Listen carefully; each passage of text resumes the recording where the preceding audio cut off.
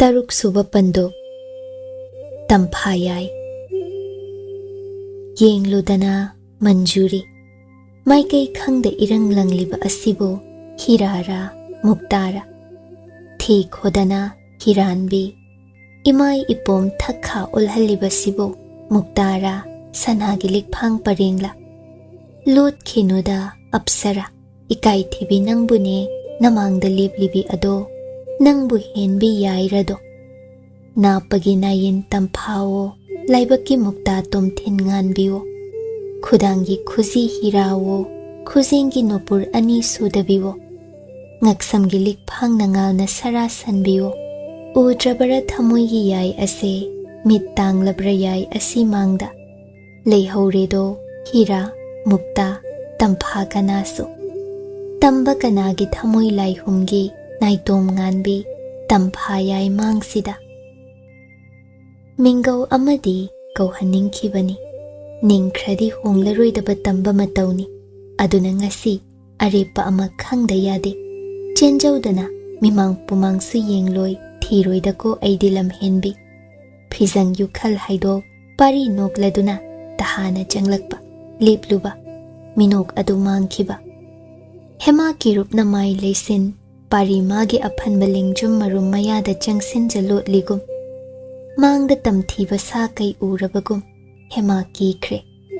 Pari mitsing na singi Atay pumbana Phizam sietliba Mayam marakta ngasaydagi layriba tambado Ningthem ni khangamdrabaso Pari madi ahanba ubada khangluido Yambong Kari matawno Kadumdagino Ngasi oiramliba mataw asibo Pari mayambungda utpa bebargum Ningthemda su utchay Ningthem Hemana lobi khidraba Makhutki layhaw layren ado Khubam nungda thamjinki Pari Nangdi aibu khangboyre ko Khangze yambong Kari matawno ngasi asibo Sum Nayambongga ikhoi punna micham saaduna Laibag irang yenglubani Angum sida thogal jagoi chawna sili tabagi Chamne yengliban Kai dene ko pari Kari kai gani yambong Hana khangja hudredo Nanawbu ngakpi Sana thogal kai jakre Ontho ida yambong so Asumne hek tawba sibo Siso Nungayba makhalamani ni pari Lingsil lasi yambong Hai Ngaside ihak michamoyna laygedo Ya laun Nayambong na so Kanna asum tawno si haibani Aina yamandabadagi Micham lakta phamli Itumta sunati Itaw kaya sumicham sa Nahoy angum jagoy yengli Phazay Penay de jagoy asi Hema sumlotli Parigi marumda Ningthem Mangaktu chip tharap taw Kaidawre Kuman janu na sanong sibo Masa ngamdrabra Natraga Jagoy sabagi wakrabra Narumda sumlot kredo pari pisak Yambong Ikay zarini Hai Yay Nangbo kaidawrabagene Yambong ningthem lenglagli Masak khangdrabra do nangbo Bevar utludana Kaidawrabagene ha Hema kaishu tawdegum Mangaktamak hai Sanglenda jagoy makha hawgadawri Hema di sum layre Mayamna jagoy makok jingbi Hema mangkre thiba hawnare Pari langnaribadu tai Hema gi khuzeng tapna paija Yambong Ikay kramale na jal apangbisi Nanaw na mahutsin Sana kada warubino hanggatcharido Jagoy sangda lingsin biyo Mang thabiyo do yambong Ningthem mamonno Hema bu yenglam May leke Tumin magi hanagi phampham lomda changkre Pari Hema gi khudangdo Sum thadokte Mamay pumlay leishin Mangak pulap nontha Makhut namana maraybagda kariba humang mariksing Tapna nanthokpi Kadomdagino Mipay jari mali Aina nakta layri sibokhan Masam semjinbi Inapi semjinbi Yay Jagoy soygani Maya mangda ijat taba yaba na teko Ipada hek pakhatchay nangamako Sisi Changjar Kaidawrabagi nangbo Kaidawjade Ay changjare Hoy Mang thawsi Hema jagoy sanglen Jagoy sabi lakta changkre Handakti karibu khanba Phiin hongdokche Inafidu makok khazik kupsinki. Ningthemna makha tana magi masak uhankhiba hemana pamdre yengudana asuk warau chawbini yakhidaba midadi amuk naksiningde adunabu pumnamakki mapu ningthem machilmakna hangbawa mana khumdribani mana takanana ngamgani ningthem ubada makok nonde bebhar utkhide ningthem dubu sauramdra warau ramdra naton wai phau apaba harau phi chingtha mai khumjai machim thoinu thaba atai pumbasu jagoi makok chingbi hemagi matautam mai khumkre khudakta jagoi matau ol mai khumbi ngakni mari mari loinama phi in hongkre ngammida hema nangbo ningthemna mataudu ui adubu langse khidri khubam nungi sana konung makagi leihau leiren iman mansilaba khubam nungda mikuptuda su thamliba hema magi oihange lakhiba oihanganido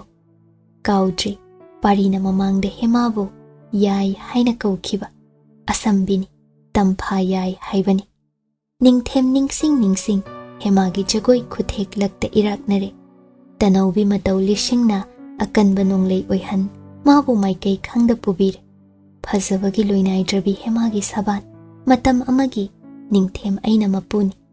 hojikna khuraktagi swai litha hankre kuiredo nangbu khumanchanu ithada thamkhidaba ngaurabara aibo ngau phadedo leibak pumbana aingonda tangli aise nangita oi phade nasumlangi mirai hat oi haide nangbu inthokpani hojikna karigi amuk kai horiba ningthem mit kupte mitu oi khrabi parigi oi khrabi hemagi saban sathek ipomlag iraknai sangna saba jagoi leimaning thongabuk peli ningthem kadomda leikre angom ningthau leimanakta su changlakte haidokpa yade kannamak matau angam hal Lanchenbada haibagi Lanchenba tumin leibani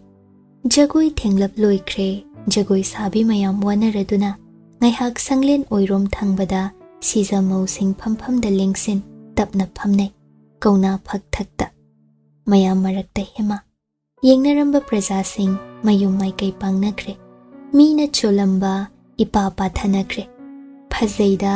angom si watpa leiteda ngaktani thoinau machegi nakta pham wa hairi mamit anina jagoi ngakpa phampham maikaida ngasaidagin tas kamdawi mana ihen heli angom leima siza mau mayam sidi moirang them aigi itau khuthek yongamba nate khanje parina mabu ukre jagoi lansinkre pangha harau jakhibasina amuk toiba khamngam dedo ichima aidine wabana nahoy angom jagoi sidi asuk kuina sahan bako marakta amuktani anirak suna pothahan bide khongkhut ka se isi thai thabana sat as thoinau nangdi nasa yam solida ai khoidi kai suwa bide do hai wabrane nang botom bia hema tapna nana wazade jemto aduni thoinau kai no machi oiba jasin jauko hakchang phibam semlini haiduna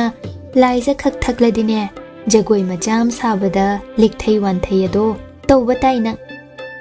thoinau suktoktuna thoinuda onsin ichema aidine haijari basini khongnaga sangai tamna hanba ngamjaroi ko dolaida pobiyu ko thabadi mataududa nungshidabana hemada pene yengja nokladuna hai nangne ipha hek phaza angom pakhang matu leira phau amatta jithada angom angam ton taluini nangse mauni khangna ngauna khrabani nanggi wari tan mayam jagoi loiba phauba ya kadai da lot kadawri nasak mai khong upido ngasidi pumna makna yena chana khredana tombi hema ikai bana amuk toiba adum mabu thagat pibasi haina dedo tokpiro bai chemton aibu ikai ne thoinau na phiji na humai hum hema da kalak pe na ye ngasai ni ita hema nangna jagoi makok chinglaga tan marakta soiraktuna aikhoi pula soihanbado haiba watline nang de aibo oho soikreda aidi makok chingjaroi na haizabani ado chingledana tawbasune ꯂꯩꯁꯥꯕꯤꯅ ꯃꯀꯣꯛ ꯆꯤꯡꯕꯁꯨ ꯍꯧꯅꯩ ꯑꯩꯈꯣꯏ ꯃꯣꯏꯔꯥꯡꯊꯦꯝꯗꯁꯨ ꯑꯗꯨꯝꯇ ꯇꯧꯏ ꯑꯗꯣ ꯉꯁꯤꯗꯤ ꯀꯝꯗꯧꯅꯅꯣ ꯑꯉꯣꯝ ꯖꯒꯣꯏ ꯅꯤꯌꯝꯒ ꯄꯨꯝꯁꯦꯝ ꯁꯦꯝꯗꯣꯛꯄꯤꯔꯤꯕ ꯊꯥꯕꯥꯅ ꯁꯠ ꯍꯦꯛꯇ ꯍꯥꯏꯔꯛꯏ ꯑꯣ ꯏꯅꯥꯎ ꯊꯣꯏꯅꯥꯎ ꯑꯩꯈꯣꯏ ꯇꯣꯝꯕꯤꯒꯤ ꯃꯕꯨꯡꯉꯣ ꯏꯅꯥꯎ ꯑꯉꯝꯇꯣꯟꯅ ꯖꯒꯣꯏ ꯑꯣꯖꯥꯗ ꯋꯥꯅꯣꯝꯗꯨꯅ ꯃꯀꯣꯛ ꯆꯤꯡꯍꯟꯖꯕꯅꯦ ꯃꯃꯤꯠ ꯄꯦꯟꯅ ꯌꯦꯡꯖꯅꯤꯡ ꯃꯥꯜꯂꯦ ꯑꯩꯈꯣꯏꯅꯁꯨ ꯍꯦꯛ ꯌꯥꯊꯣꯛꯏ ꯅꯠꯇ꯭ꯔ ꯏꯆꯦꯃ ꯑꯩꯈꯣꯏꯗꯤ ꯃꯃꯥꯡꯗꯁꯨ ꯀꯌꯥꯔꯛꯅꯣ ꯖꯒꯣꯏ ꯃꯀꯣꯛ ꯆꯤꯡꯈ꯭ꯔꯦ ꯍꯟꯗꯛꯅ ꯃꯁꯥꯕꯤ ꯑꯉꯝꯇꯣꯟꯅ ꯋꯥꯅꯣꯝꯖ ꯇꯣꯝꯕꯤꯅ ꯃꯀꯣꯛ ꯊꯣꯏꯅꯨ ꯑꯇꯩ ꯂꯣꯏꯅ ꯅꯣꯛꯏ ꯍꯦꯃꯥꯗꯤ ꯏꯀꯥꯏꯕꯅ ꯈꯖꯥꯏ ꯑꯅꯤ ꯍꯩꯉꯥꯟ ꯑꯃꯨꯟꯕꯒꯨꯝ ꯉꯥꯛꯁꯪ ꯉꯥꯡꯏ ꯖꯒꯣꯏ ꯉꯥꯛꯄ ꯃꯥꯏꯀꯩꯗꯒꯤ ꯄꯥꯔꯤ ꯍꯧꯒꯠꯂꯛꯏ ꯂꯩꯃ ꯅꯤꯡꯊꯧ ꯊꯥꯒꯠ ꯋꯥꯍꯩ ꯀꯌꯥ ꯍꯥꯏꯔꯝꯍꯟꯈ꯭ꯔꯦ ꯃꯅꯥꯏ ꯃꯁꯦꯜ ꯀꯌꯥ ꯂꯣꯏꯅ ꯂꯟꯆꯦꯟꯕ ꯍꯧꯖꯤꯛꯇ ꯇꯍꯥ ꯇꯍꯥ ꯅꯤꯡꯊꯦꯝ ꯅꯥꯛꯇ ꯆꯪꯁꯤꯟꯈꯤ ꯑꯣꯟꯊꯣꯛꯏꯗ ꯏꯇꯥꯎ ꯅꯤꯡꯊꯧꯔꯦꯜ ꯑꯁꯨꯝꯅ ꯇꯧꯕꯁꯤꯕꯨ ꯑꯉꯣꯝ ꯑꯩꯈꯣꯏꯗꯤ ꯄꯥꯞ ꯆꯦꯜꯂꯦꯗꯣ ꯅꯤꯡꯊꯦꯝ ꯅꯣꯛꯂꯗꯨꯅ ꯐꯅ ꯑꯗꯨꯝ ꯅꯨꯡꯉꯥꯏ ꯐꯖꯩ ꯑꯉꯣꯝ ꯖꯒꯣꯏꯗꯤ ꯑꯁꯣꯏꯕ ꯑꯃꯠꯇ ꯍꯦꯛ ꯌꯥꯎꯗꯦꯕꯣ ꯏꯇꯥꯎ ꯄꯨꯛꯅꯤꯡ ꯄꯦꯟꯕꯤꯕ ꯑꯉꯣꯝ ꯃꯍꯩꯅꯤꯅꯦ ꯏꯇꯥꯎ ꯁꯪꯒꯥꯏꯅꯨꯡꯗ ꯂꯦꯡꯁꯤꯟꯕꯤꯈꯤꯁꯤ ꯏꯇꯥꯎꯕꯨ ꯁꯅꯥ ꯊꯧꯒꯜ ꯀꯥꯏꯐꯗꯦꯗꯣ ꯑꯩ ꯍꯟꯈ꯭ꯔꯒꯦ ꯏꯇꯥꯎ ꯄꯟꯊꯕ ꯆꯨꯝꯗ꯭ꯔꯦ ꯐꯒꯅꯤ ꯏꯇꯥꯎ ꯗꯣꯂꯥꯏ ꯊꯧꯔꯥꯡ ꯇꯧꯍꯟꯖꯒꯦ ꯉꯥꯏꯍꯥꯛ ꯂꯦꯡꯁꯤꯟ ꯄꯣꯊꯥꯕꯤꯈꯣ ꯏꯇꯥꯎ ꯑꯇꯩꯁꯨ ꯈꯣꯡꯅ ꯍꯟꯐꯗꯦꯅꯦ ꯑꯗꯨ ꯑꯣꯏꯔꯒꯅꯅꯦ ꯁꯒꯣꯜ ꯑꯝꯇ ꯋꯥꯏꯈꯤꯒꯦꯅꯦ ꯏꯇꯥꯎꯕꯣ ꯏꯇꯥꯎ ꯁꯒꯣꯜ ꯊꯧꯕꯤꯒꯦ ꯍꯥꯏꯕ꯭ꯔꯥ ꯌꯥꯏ ꯀꯣꯅꯨꯡꯗꯒꯤ ꯏꯇꯥꯎꯒꯤ ꯁꯅꯥ ꯌꯥꯡꯒꯣꯏ ꯑꯌꯥꯡꯕ ꯀꯧꯖꯔꯨ ꯍꯥꯏꯕ꯭ꯔꯥ ꯏꯇꯥꯎ ꯏꯅꯥꯎ ꯑꯉꯝꯇꯣꯟꯒꯤ ꯀꯥꯔꯨꯕꯗꯨ ꯋꯥꯏꯈꯤꯒꯦ ꯌꯥꯔꯣꯏꯗ꯭ꯔꯅꯦ ꯏꯇꯥꯎꯕꯣ ꯄꯥꯔꯤꯒꯤ ꯁꯒꯣꯜ ꯄꯤꯌꯨ ꯍꯥꯏꯔꯦ ꯂꯟꯆꯦꯟꯕ ꯀꯩꯁꯨ ꯊꯧꯁꯥꯗ ꯀꯣꯛ ꯌꯥꯊꯣꯛꯏ ꯃꯅꯥꯏ ꯊꯥꯗꯨꯅ ꯄꯥꯔꯤꯗ ꯃꯥꯒꯤ ꯀꯥꯔꯨꯕ ꯄꯨꯔꯛꯎ ꯌꯥꯊꯪ ꯑꯃ ꯄꯥꯔꯤꯗ ꯄꯥꯎꯗꯨ ꯌꯧꯈꯤ ꯅꯤꯡꯊꯦꯝ ꯃꯔꯩ ꯇꯧꯔꯦ ꯈꯪꯂꯦ ꯐꯨꯛ ꯍꯧꯒꯠꯂꯥꯛꯆꯩ ꯇꯝꯕ ꯃꯌꯥꯝ ꯂꯩꯔꯤꯕꯗꯨꯔꯣꯝꯗ ꯅꯣꯛꯐꯦꯠ ꯇꯧꯅ ꯅꯅꯥꯎꯅ ꯄꯨꯅꯦꯝꯖꯔꯤ ꯌꯥꯝꯕꯨꯡꯕꯨ ꯏꯌꯥꯝꯕ ꯑꯉꯝꯇꯣꯟꯕꯨ ꯀꯥꯔꯨꯕ ꯄꯨꯖꯔꯛꯎ ꯍꯥꯏꯕ꯭ꯔꯥ ꯅꯅꯥꯎꯅ ꯍꯣꯏꯅꯦ ꯑꯇꯣꯟꯕ ꯄꯨꯔꯛꯎ ꯏꯇꯥꯎ ꯅꯤꯡꯊꯧꯔꯦꯜ ꯅꯌꯥꯝꯕꯨꯡ ꯅꯤꯡꯊꯦꯝꯗ ꯄꯤꯈꯤꯁꯤ ꯑꯍꯣꯏ ꯅꯅꯥꯎ ꯌꯥꯖꯩ ꯑꯗꯨꯕꯨ ꯌꯥꯝꯕꯨꯡ ꯅꯅꯥꯎ ꯋꯥ ꯑꯝꯇ ꯍꯪꯒꯠꯆꯒꯦꯕꯨ ꯍꯥꯏꯌꯨꯅꯦ ꯄꯥꯔꯤ ꯄꯤꯁꯛ ꯀꯥꯔꯨꯕꯗꯣ ꯁꯅꯥ ꯊꯧꯒꯜꯒꯤ ꯃꯇꯤꯛ ꯆꯥꯖꯗ꯭ꯔꯦꯗꯣ ꯅꯍꯥꯟ ꯑꯩꯅ ꯀꯪꯖꯩ ꯁꯥꯟꯅꯐꯝꯗ ꯀꯥ ꯍꯦꯟꯅ ꯊꯧꯕꯤꯔꯨꯔꯦ ꯑꯗꯨꯒꯤ ꯃꯈꯣꯡ ꯃꯁꯥ ꯁꯣꯟꯊꯈ꯭ꯔꯗꯨꯅ ꯍꯧꯒꯠ ꯀꯥꯡꯈꯠ ꯏꯉꯝ ꯉꯝꯖꯗ ꯂꯩꯔꯦꯗꯣ ꯑꯅꯥ ꯂꯥꯏꯑꯣꯏꯗꯨꯅ ꯉꯝꯗ ꯌꯥꯝꯕꯨꯡꯅ ꯀꯥꯔꯨꯕ ꯊꯛꯇ ꯂꯦꯡꯕꯤꯕ ꯀꯥꯔꯨꯕ ꯂꯃꯈꯥꯡꯗ ꯃꯈꯣꯡ ꯊꯥꯡ ꯉꯝꯂꯛꯇ꯭ꯔꯗꯨꯅ ꯇꯨꯒꯗ꯭ꯔꯥ ꯌꯥꯝꯕꯨꯡ ꯑꯁꯣꯛ ꯑꯄꯟ ꯅꯪꯒꯗ꯭ꯔꯥ ꯅꯅꯥꯎꯅ ꯃꯤꯄꯥꯏꯖꯩꯗꯣ ꯅꯤꯡꯊꯦꯝ ꯅꯣꯛꯂꯗꯨꯅ ꯄꯥꯔꯤ ꯄꯤꯁꯛ ꯇꯁꯦꯡꯅ ꯅꯪꯒꯤ ꯀꯥꯔꯨꯕꯗꯨꯕꯨ ꯁꯣꯛꯂꯕ꯭ꯔꯥ ꯑꯅꯥ ꯂꯥꯏꯑꯣꯏꯅꯔꯕ꯭ꯔꯥꯗꯣ ꯑꯍꯣꯏ ꯌꯥꯝꯕꯨꯡꯕꯨ ꯑꯩꯕꯨ ꯑꯃꯨꯛꯇꯗꯤ ꯌꯦꯡꯅꯤꯡꯈ꯭ꯔꯦꯗ ꯐꯒꯅꯤ ꯌꯥꯝꯕꯨꯡ ꯍꯧꯖꯤꯛꯁꯤꯗ ꯄꯨꯖꯔꯛꯀꯦ ꯀꯥꯔꯨꯕꯕꯨ ꯄꯥꯔꯤꯒꯤ ꯋꯥ ꯊꯥꯖꯗ꯭ꯔꯦ ꯀꯥꯔꯨꯕ ꯅꯥꯏ ꯎꯠꯂꯨ ꯍꯥꯏꯕꯅꯤ ꯍꯥꯏꯅꯔꯤꯕ ꯋꯥꯗꯣ ꯇꯞꯂꯤ ꯑꯗꯨꯕꯨ ꯅꯨꯡꯒꯤ ꯃꯂꯣꯝꯗꯤ ꯂꯣꯏꯅꯃꯛꯅ ꯎꯕ ꯐꯪꯂꯦ ꯀꯩꯁꯨ ꯇꯧꯍꯧꯗꯕ ꯀꯥꯔꯨꯕꯅꯤ ꯉꯁꯥꯏ ꯁꯒꯣꯜ ꯁꯪꯗ ꯂꯟꯆꯦꯟꯕꯅ ꯎꯈ꯭ꯔꯕꯅꯤ ꯑꯗꯨꯒ ꯍꯩ ꯅꯤꯡꯊꯦꯝꯗꯒ ꯑꯣꯏꯗꯕ ꯍꯥꯏ ꯃꯄꯣꯠ ꯂꯤꯛꯏꯗ ꯃꯅꯥꯎꯁꯦ ꯁꯥꯎꯅꯤꯡꯉꯤ ꯀꯥꯔꯨꯕ ꯀꯩꯁꯨ ꯇꯧꯗꯦ ꯅꯤꯡꯊꯦꯝꯅ ꯐꯥꯈ꯭ꯔꯕꯗꯤ ꯑꯉꯣꯝ ꯏꯖꯠ ꯃꯌꯦꯡ ꯇꯥꯕ ꯇꯥꯔꯦ ꯅꯤꯡꯊꯦꯝ ꯃꯇꯥꯎꯒꯤꯗꯃꯛ ꯁꯒꯣꯜ ꯑꯃ ꯐꯥꯎ ꯂꯤꯛꯁꯤꯜꯂꯤ ꯃꯤꯡ ꯆꯠꯈꯤꯕ ꯇꯥꯔꯦ ꯑꯉꯣꯝ ꯄꯨꯝꯕ ꯑꯁꯤ ꯂꯟꯆꯦꯟꯕꯅ ꯊꯨꯅ ꯏꯇꯥꯎ ꯅꯤꯡꯊꯧꯔꯦꯜꯕꯣ ꯑꯩꯒꯤ ꯁꯒꯣꯜ ꯅꯣꯡꯊꯥꯡ ꯑꯁꯤꯗ ꯑꯗꯨꯝ ꯂꯦꯡꯕꯤꯌꯨꯕ ꯀꯥꯔꯨꯕꯗꯤ ꯃꯁꯥ ꯁꯣꯜꯂꯕꯅꯤ ꯄꯥꯔꯤꯅ ꯍꯦꯛ ꯊꯧꯕꯤꯃꯟꯗꯨꯅ ꯁꯅꯥ ꯊꯧꯒꯜꯒꯤ ꯃꯇꯤꯛ ꯆꯥꯗ꯭ꯔꯦꯗꯣ ꯑꯗꯨꯅ ꯅꯣꯡꯊꯥꯡꯗꯨ ꯂꯧꯖꯔꯨꯒꯦ ꯀꯔꯤ ꯍꯥꯏꯕꯤꯕꯒꯤꯅꯦ ꯏꯇꯥꯎꯕꯣ ꯍꯣꯏꯅꯦ ꯑꯗꯨꯁꯨ ꯐꯩ ꯏꯇꯥꯎ ꯑꯗꯣ ꯀꯥꯔꯨꯕꯗꯣ ꯑꯃꯨꯛꯇꯪ ꯌꯦꯡꯈꯤꯁꯤꯃ ꯄꯥꯔꯤ ꯊꯣꯛꯈꯤ ꯀꯝꯗꯧꯕ ꯀꯥꯔꯨꯕ ꯅꯥꯗꯦ ꯃꯁꯥ ꯇꯤꯛ ꯂꯥꯎꯔꯤ ꯍꯩ ꯇꯨꯄꯥꯝꯕ ꯅꯤꯡꯊꯦꯝ ꯅꯪ ꯌꯦꯡꯉꯨꯀꯣ ꯈꯟꯈ꯭ꯔꯦ ꯁꯒꯣꯜ ꯁꯪꯗꯒꯤ ꯀꯥꯔꯨꯕ ꯂꯧꯕ ꯊꯥꯈ꯭ꯔꯦ ꯃꯅꯥꯏ ꯑꯃ ꯂꯃꯈꯥꯡꯗ ꯄꯥꯔꯤꯅ ꯑꯣꯛꯏ ꯀꯥꯔꯨꯕꯒꯤ ꯃꯅꯥꯀꯣꯡ ꯃꯌꯥ ꯆꯪꯁꯤꯟ ꯃꯔꯣꯜ ꯈꯔ ꯂꯣꯟꯈꯤ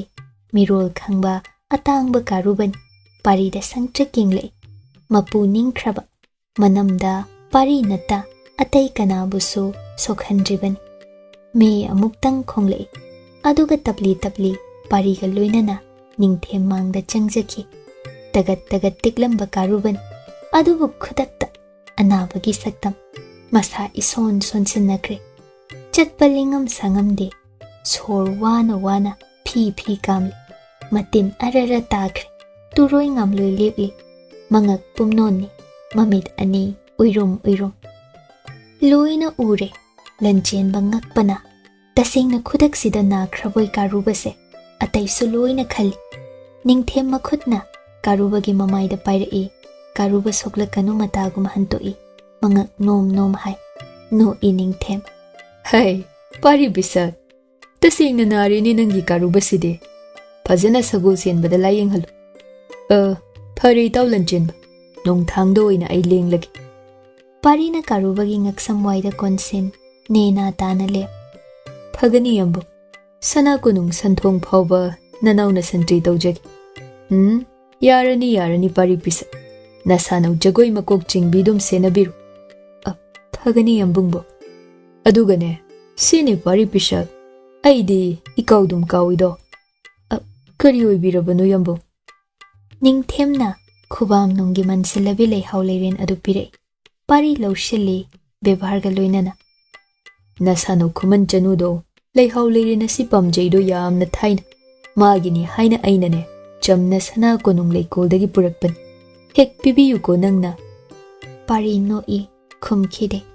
ꯅꯤꯡꯊꯦꯝ ꯄꯥꯎꯈꯨꯝ ꯉꯥꯏꯕ ꯑꯣꯏꯅ ꯉꯥꯏꯍꯥꯛ ꯄꯥꯔꯤꯕꯨ ꯌꯦꯡꯂꯦ ꯑꯗꯨꯕꯨ ꯈꯨꯝꯂꯛꯂꯔꯣꯏ ꯈꯪꯂꯦ ꯅꯣꯡꯊꯥꯡ ꯌꯧꯁꯤꯜꯂꯛꯂꯦ ꯃꯇꯥꯎ ꯑꯇꯩꯒ ꯂꯣꯏꯅꯅ ꯁꯒꯣꯜ ꯊꯛꯇ ꯂꯦꯡꯈꯠ ꯑꯉꯨꯝ ꯃꯅꯥꯏꯁꯤꯡꯅ ꯊꯧꯒꯜ ꯇꯧ ꯅꯤꯡꯊꯦꯝ ꯁꯒꯣꯜ ꯇꯞꯂꯤ ꯊꯧꯈꯤꯕ ꯅꯤꯡꯊꯦꯝ ꯍꯟꯈꯤꯕꯒ ꯀꯥꯔꯨꯕ ꯃꯁꯥꯗꯨ ꯐ꯭ꯔꯪ ꯈꯤꯡꯒꯠꯂꯛꯏ ꯄꯥꯔꯤꯅ ꯅꯨꯡꯁꯤꯅ ꯃꯔꯥꯏꯕꯛꯇ ꯆꯨꯞꯄꯤ ꯀꯥꯔꯨꯕꯗꯨ ꯃꯔꯝ ꯃꯣꯛꯏ ꯍꯥꯏꯒꯨꯝ ꯊꯥꯒꯠꯂꯤ ꯑꯗꯨꯒ ꯁꯒꯣꯜ ꯁꯦꯟꯕ ꯃꯅꯥꯏꯗ ꯁꯒꯣꯜ ꯁꯪꯗ ꯄꯨꯍꯟꯈꯤ ꯀꯥꯔꯨꯕ ꯈꯨꯃꯟ ꯊꯦꯝꯕ ꯃꯌꯨꯝꯗ ꯍꯟꯈ꯭ꯔꯒꯦꯒꯨꯝ ꯑꯇꯩ ꯃꯔꯨꯞ ꯈꯔꯒ ꯊꯣꯛꯂꯛꯏ ꯄꯥꯔꯤ ꯆꯪꯁꯤꯜꯂꯛꯏ ꯊꯦꯡꯂꯅꯤ ꯂꯨꯛ ꯍꯥꯔꯒ ꯍꯜꯂꯣꯅꯦ ꯏꯇꯥꯎꯖꯥ ꯀꯗꯥꯏꯗ ꯑꯍꯤꯡ ꯂꯩꯒꯅꯤ ꯑꯩꯈꯣꯏꯕꯣ ꯏꯇꯥꯎ ꯑꯉꯝꯇꯣꯟ ꯃꯤꯊꯨꯡ ꯁꯪꯂꯦꯟ ꯆꯥꯎꯅ ꯂꯩꯔꯤ ꯑꯗꯨꯗ ꯂꯩꯁꯨ ꯉꯥꯏꯗꯅ ꯊꯦꯝꯕꯅ ꯅꯣꯛꯏ ꯌꯥꯏꯅꯦ ꯅꯪꯁꯨ ꯁꯪꯒꯥꯏꯗ ꯂꯩꯔꯅꯨ ꯉꯁꯤ ꯑꯩꯈꯣꯏꯒ ꯄꯨꯟꯅ ꯃꯤꯊꯨꯡ ꯁꯪꯂꯦꯟꯗ ꯂꯩꯁꯤꯗꯣ ꯑꯉꯝꯇꯣꯟ ꯄꯥꯔꯤ ꯁꯨꯛꯇꯨꯅ ꯑꯩꯗꯤ ꯅꯍꯣꯏꯒꯨꯝꯕ ꯏꯔꯥꯡ ꯂꯥꯡꯊꯣꯛ ꯂꯩꯕ ꯌꯥꯕ ꯅꯠꯇꯦꯅꯤ ꯅꯍꯣꯏꯗꯤ ꯄꯥꯈꯪ ꯑꯩꯒ ꯃꯥꯟꯅ ꯐꯗꯦꯗꯣ ꯅꯍꯣꯏꯗ ꯂꯩꯖꯧ ꯅꯨꯡꯉꯥꯏꯅ ꯑꯉꯣꯝ ꯃꯇꯥꯎ ꯑꯃꯅ ꯂꯛꯅꯩ ꯍꯣꯏꯅꯦ ꯖꯒꯣꯏ ꯃꯀꯣꯛ ꯆꯤꯡꯕꯤ ꯊꯥꯗꯣꯛꯐꯗꯤ ꯅꯠꯇ꯭ꯔ ꯏꯇꯥꯎ ꯑꯉꯝꯇꯣꯟ ꯑꯗꯨꯝ ꯈꯟꯕꯤꯌꯨ ꯑꯩꯒꯤ ꯇꯝꯐꯥꯌꯥꯏꯗꯤ ꯑꯩ ꯂꯩꯇ꯭ꯔꯗꯤ ꯃꯗꯣꯝ ꯑꯍꯤꯡꯗ ꯂꯝꯍꯨꯏꯅ ꯂꯥꯛꯅ ꯈꯣꯡꯂꯛꯄꯗ ꯀꯤ ꯍꯥꯏꯅ ꯍꯦꯛ ꯀꯞꯆꯩꯗꯣ ꯇꯥꯅꯤꯡꯗ꯭ꯔꯦꯗꯣ ꯑꯉꯝꯇꯣꯟ ꯅꯪ ꯃꯉꯥꯏꯔꯦ ꯅꯨꯄꯤ ꯊꯤꯔꯤꯕ ꯂꯦꯟꯅꯔꯤꯕ꯭ꯔꯥ ꯑꯩꯈꯣꯏ ꯃꯥꯡꯗ ꯅꯪꯒꯤꯁꯦ ꯈꯟꯅꯤꯡꯕ ꯈꯟꯖꯧ ꯆꯠꯈ꯭ꯔꯅꯨꯀꯣ ꯃꯤꯊꯨꯡ ꯁꯪꯔꯣꯝꯗ ꯂꯦꯡꯁꯤꯟꯁꯤꯗꯣ ꯇꯜꯂꯤ ꯅꯇꯩ ꯅꯅꯥꯎ ꯑꯣꯏꯅꯕꯗꯨ ꯌꯦꯡꯅꯤꯡꯗꯦ ꯅꯔꯥꯏꯕꯛ ꯐꯩꯗꯀꯣ ꯑꯉꯝꯇꯣꯟ ꯅꯪꯅ ꯍꯥꯏꯕ ꯆꯨꯝꯃꯤ ꯖꯒꯣꯏ ꯃꯀꯣꯛ ꯆꯤꯡꯕꯤ ꯏꯆꯜ ꯈꯨꯃꯟ ꯆꯅꯨꯁꯤ ꯇꯝꯐꯥꯌꯥꯏꯅꯤ ꯄꯥꯔꯤ ꯅꯣꯛꯏ ꯈꯨꯃꯟ ꯊꯦꯝꯕꯗꯤ ꯃꯆꯜ ꯍꯦꯃꯥꯕꯨ ꯄꯥꯔꯤꯅ ꯂꯧꯁꯤꯜꯂꯦ ꯅꯨꯡꯉꯥꯏꯖꯕꯅ ꯀꯣꯛꯊꯛꯇꯒꯤ ꯑꯔꯨꯝꯕ ꯄꯣꯠꯂꯨꯝ ꯑꯃ ꯊꯥꯡꯊꯈ꯭ꯔꯕꯒꯨꯝ ꯍꯟꯈꯤ ꯃꯔꯤ ꯄꯥꯔꯤ ꯇꯅꯤ ꯂꯩꯊꯍꯧꯕ ꯖꯒꯣꯏ ꯁꯣꯏꯈꯤꯗ꯭ꯔꯦ ꯖꯒꯣꯏ ꯐꯖꯅ ꯉꯥꯛꯈ꯭ꯔꯦ ꯑꯍꯥꯟꯕ ꯃꯊꯧꯗꯥꯡ ꯑꯣꯏꯗꯨꯅꯁꯨ ꯑꯉꯣꯝ ꯁꯤꯖꯃꯧ ꯀꯌꯥ ꯍꯟꯅꯈ꯭ꯔꯦ ꯃꯥꯒꯤ ꯏꯃꯨꯡ ꯃꯅꯨꯡ ꯃꯕꯨꯡ ꯃꯧꯄ꯭ꯋꯥꯁꯤꯡꯒ ꯂꯣꯏꯅꯅ ꯊꯣꯏꯅꯨ ꯊꯕꯥꯗꯤ ꯃꯁꯥꯕꯤ ꯂꯟꯆꯦꯟꯕ ꯉꯥꯏꯔꯤ ꯅꯤꯡꯊꯦꯝ ꯊꯤꯟꯗꯣꯛꯄ ꯊꯣꯛꯈꯤꯕꯅꯤ ꯃꯈꯣꯏ ꯏꯌꯥꯝ ꯍꯧꯗ꯭ꯔꯦ ꯖꯒꯣꯏ ꯁꯪꯂꯦꯟ ꯃꯅꯨꯡꯗꯨꯗ ꯃꯁꯥꯕꯤꯅ ꯃꯧꯁꯤꯡꯗꯤ ꯂꯧꯕ ꯂꯥꯛꯅꯩ ꯊꯣꯏꯅꯥꯎꯅ ꯂꯥꯞꯇꯛ ꯄꯥꯔꯤ ꯂꯦꯞꯇꯨꯅ ꯂꯩꯕꯗꯨ ꯎꯔꯦ ꯃꯀꯦ ꯁꯦꯝꯕ ꯃꯁꯝ ꯃꯅꯥ ꯁꯦꯝꯖꯤꯟꯖꯕ ꯂꯦꯞꯇꯦꯅꯦ ꯃꯣꯏꯔꯥꯡꯊꯦꯝ ꯆꯒꯠꯅꯕꯤ ꯃꯤꯋꯥ ꯄꯥꯝꯕꯤꯁꯦ ꯊꯣꯏꯅꯨꯅ ꯍꯧꯔꯞꯅ ꯄꯥꯔꯤ ꯄꯤꯁꯛ ꯁꯣꯝ ꯅꯇꯣꯝꯇ ꯉꯁꯥꯏꯗꯒꯤ ꯂꯦꯞꯄꯤꯗꯅ ꯅꯪꯕꯣ ꯀꯣꯛ ꯆꯪꯂꯛꯎ ꯌꯥꯗ꯭ꯔꯣ ꯖꯒꯣꯏ ꯉꯥꯛꯄꯒꯤ ꯋꯥꯖꯗ꯭ꯔꯤꯕ꯭ꯔꯣ ꯁꯪꯒꯥꯏꯗ ꯍꯟꯖꯈꯣ ꯌꯥꯗ꯭ꯔꯣ ꯊꯕꯥꯅ ꯃꯇꯦꯡ ꯇꯧꯁꯤꯜꯂꯤ ꯅꯁꯥꯅꯧ ꯂꯧꯕ ꯂꯥꯛꯂꯗꯤ ꯀꯣꯛ ꯆꯪꯁꯤꯟ ꯆꯠꯂꯁꯤꯗꯁꯨ ꯍꯥꯏꯗꯦ ꯀꯔꯤꯒꯤ ꯑꯣꯏꯅꯔꯤꯕꯅꯣ ꯑꯩꯈꯣꯏ ꯃꯌꯥꯝ ꯃꯥꯡꯗ ꯅꯇꯩ ꯅꯅꯥꯎ ꯃꯩꯊꯥꯕꯤ ꯇꯨꯃꯤꯟ ꯉꯥꯎꯕꯤ ꯑꯅꯤꯁꯦ ꯍꯦꯃꯥꯅ ꯁꯨꯛꯂꯞ ꯊꯕꯥꯒꯤ ꯐꯤꯖꯤ ꯆꯤꯡ ꯏꯆꯦꯝꯇꯣꯟ ꯑꯗꯨꯝ ꯍꯥꯏꯕꯤꯅꯨꯕ ꯅꯪ ꯃꯁꯨ ꯉꯁꯥꯏꯗꯩ ꯅꯪ ꯉꯥꯏꯖꯔꯤꯅꯦ ꯑꯁꯤꯗ ꯃꯇꯣꯝꯇ ꯂꯦꯞꯂꯤꯁꯦ ꯍꯦꯛ ꯍꯜꯂꯁꯤꯔ ꯍꯥꯏꯅ ꯀꯧꯁꯤꯟꯕꯤ ꯌꯥꯗ꯭ꯔꯣ ꯁꯨꯝ ꯌꯦꯡꯅ ꯆꯥꯛꯅꯂꯦ ꯀꯔꯤ ꯑꯣꯏꯅꯅꯤꯡꯉꯥꯏꯅꯣ ꯌꯦꯡꯅꯤꯡꯗꯦ ꯃꯤꯠ ꯅꯥꯏ ꯃꯤꯇꯣꯞ ꯈꯣꯏ Hema ꯏꯀꯥꯏꯈ꯭ꯔꯗꯨꯅ ꯐꯨꯛ ꯍꯧꯒꯠꯆꯩ mafi marol mayom do semjin.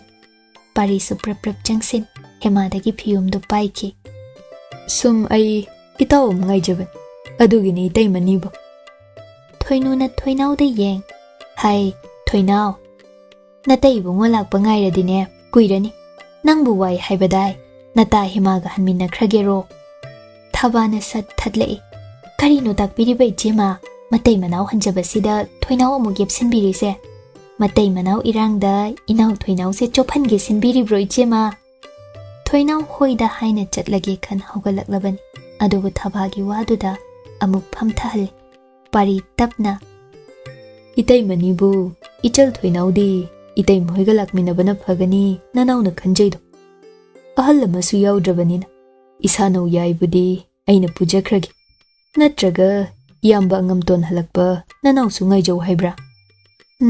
Yare yare, ngaybiranu do. Ado, hai, aton ba.